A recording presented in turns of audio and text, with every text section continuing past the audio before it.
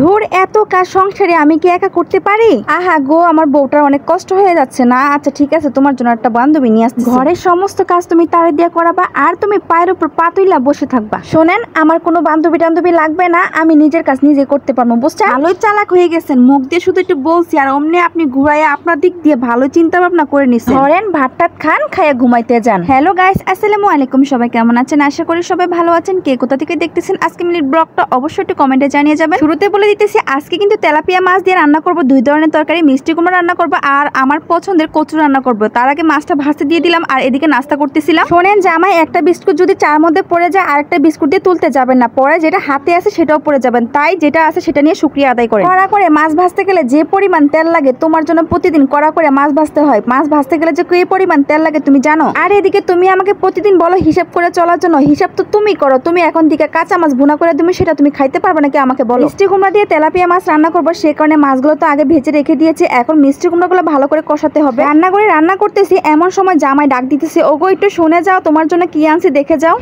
আনছো তো সে একটা পাকা পেঁপে, আনতা যদি আমার জন্য একটু ভাজা পোড়া পেঁয়াজু আনতা, সিঙ্গারা আনতা, সেগুলো তো মজা করে খাতাম, না হলে একটু বিরিয়ানি নিয়ে আসতা। আরে বউ শোনো, পেঁপে খাও, পেঁপে খাইলে পেটটা শান্তি হবে, তোমার পেটের যে রোগ আছে সবগুলো বের হয়ে যাবে, পেটের কোনো রোগ থাকবে না। থাক হয়েছে, তুমি খাও পেঁপে। দাঁড়াও তোমরা একটু বসো, আমি তরকারিটা নাড়া দিয়ে আসি, এদিকে তরকারিটা আমার লেগে যাবে, মিষ্টি কুমড়াগুলো নাড়া দিয়ে নি। আর হ্যাঁ, ছেলে দুটাকে কিন্তু সামলায় রাখবা, ওরা যেন দুষ্টামি না করে, আর তুমিও কিন্তু দুষ্ট হয়ে যাচ্ছ একদম। বউ তোমার কি হয়েছে? তোমার কি আজকে মাথাটা গরম হয়ে গেছে? আরে জামাই, মাথা গরম হবে না কিছু না, তুমি যে একটু আগে বললা আমার জন্য বান্ধবী নিয়ে আসবে, তোমাকে কি আমি কি বলছি আমার বান্ধবী লাগবে? বসো, আমি পেঁপে কেটে দিতেছি, তোমরা বসে বসে খাবা, বেশি কথা বলবা না, কোনো বান্ধবী টান্ধবী লাগবে না। দেখো না সারাদিন ঘরের কাজকর্মগুলো আমি করি, কোনো কাজের বউ রাখি না। সুন্দর দেখে একটা কাজের মেয়ে রাখলেই তো পারো, তোমার তো অনেক সাহায্য হয়। এই শোনো, কোনো কাজের মেয়ে আমার দরকার নাই, আমার কাজ কাম আমি ঠিক মতন করতে পারতেছি, তোমার কোনো দরকার নাই আর কোনো মাথা কামান। আচ্ছা বাবা, আচ্ছা ঠিক আছে, তুমি যেটা মনে করো, তোমার যেটা ভালো লাগে তুমি সেটাই করতে থাকো। নাও তোমার পছন্দের কচু নিয়ে আসছে, আজকে কচু দিয়ে রান্না করে তুমি যেমনে মন চায় এমনি খাও, তোমার তো অনেক পছন্দ কচু, তাই না? হ্যাঁ, আমার অনেক পছন্দ। দুঃখের কথা কি জানো জামাই, এই যে কচুগুলো ভাবছিলাম অনেকদিন রেখে রেখে খামো, কিন্তু ওই যে পোকাগুলো দেখছো, পোকাগুলোর জন্য আমি এই কচুগুলো আমি রেখে খাইতে পারবো না ভাবতেছি। যাই হোক, মিষ্টি কুমড়াগুলো হয়ে গেছে, এখন মাছগুলো দিয়ে দিতেছি। শোনেন জামাই, যখন বাজারটা করবেন তখন কাঁচামরিচ, পেঁয়াজ, টমেটো এগুলো একটু নিয়েন, বুঝছেন? কি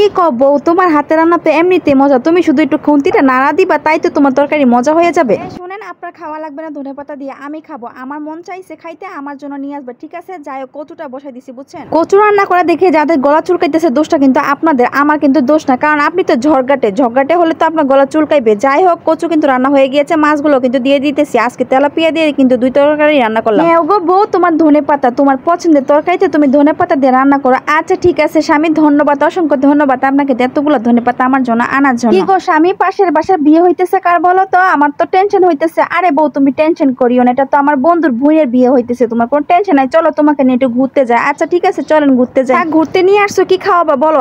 তুমি তো বাইরে গেলে কিছুই খাও না, তোমার তো খাওয়া লাগবে না, তুমি শুধু একটু হাঁটো আর ছেলে মেয়েদেরকে আমি খাওয়াই।